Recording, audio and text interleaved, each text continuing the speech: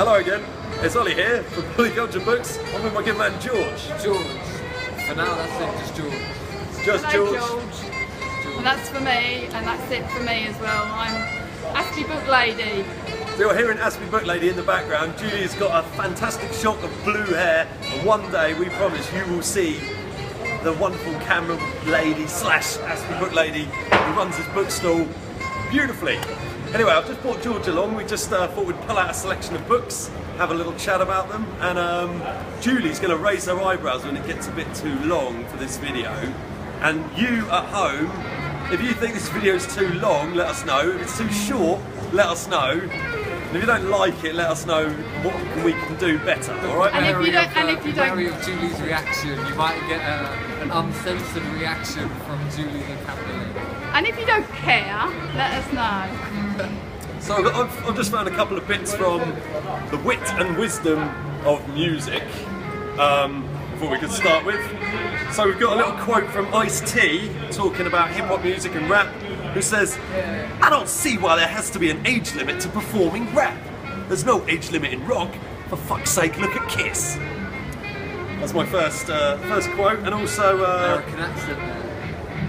Eminem from 2000. God sent me to piss off the world. So just thought I'd get into a bit of. I thought that with God sent me to piss off the world as well. Yeah. As many people thought that in their lives. Yeah, I think so. So, if God has sent you, dear watcher, if God sent you onto this planet to piss off the world, please write in, tweet us at Polyculture Book, etc., etc., why you're on this planet and what it is that you're going to do to piss off the world. Right, on a lighter, less violent. We're not doing this to try and piss you off, by the way, at home. This is separate to that. So what have you got there, George? Well, at the moment I've got some riddles. So Ollie, for you at home, I'm thinking. here are some pirate riddles to keep your brain as sharp as a cutlass. For those of you who don't know what a cutlass is, pirates use it to kill each other. To give you a clue, they are all things you might find in a pirate's life. So Ollie, you haven't seen these yet. I can talk, but I can't understand what I am saying. What am I? I can talk, but I can't understand what I am saying. Pirates usually have them. Okay. Well, I don't know. Tell you what. Parrot. There we go, nice one. Number 2, there's only 3 of these, so don't worry. I used to be a tree, but now I keep a pirate from falling over. What am I? I believe I know this one. At home, what do you think? I think it's a mast. Sorry. I did think that when I first read it, that was my first thought. I keep pirates from falling over. A wooden leg. A wooden leg, there we go. Or a peg, wooden peg.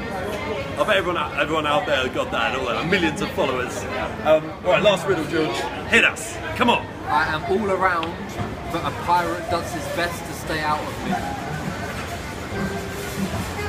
What do you think, Julie? Think it's the sea? I think it's the sea. That's it. So now you've sharpened your brain, you're on point. Very good.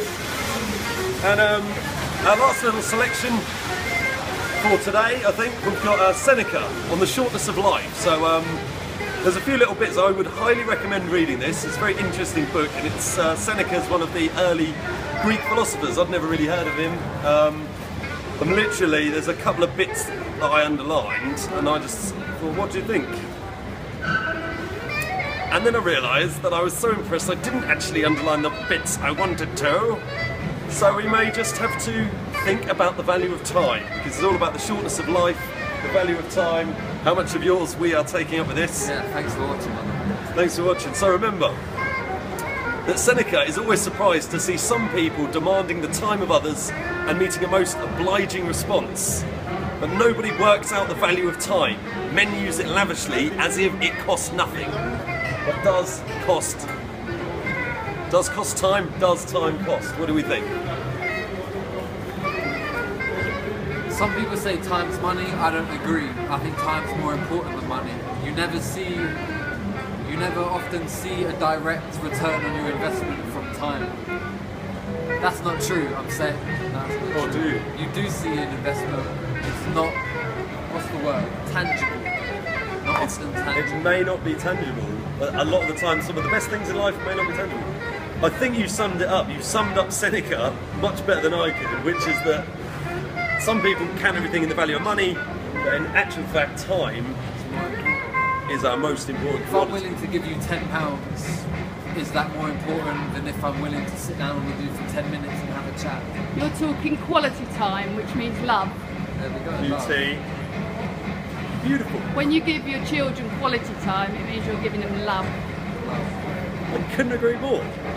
And I think on that note, on the quality of time, we'd like to say thank you very much for spending a bit of time with us, me, George and Julie, here at Polyculture Books in the Elephant and Castle.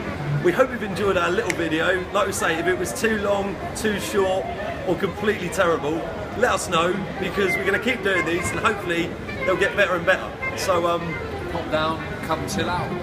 yeah. Or if it was brilliant, you can also say as well. Yeah. So from here, Elephant and Castle, South London.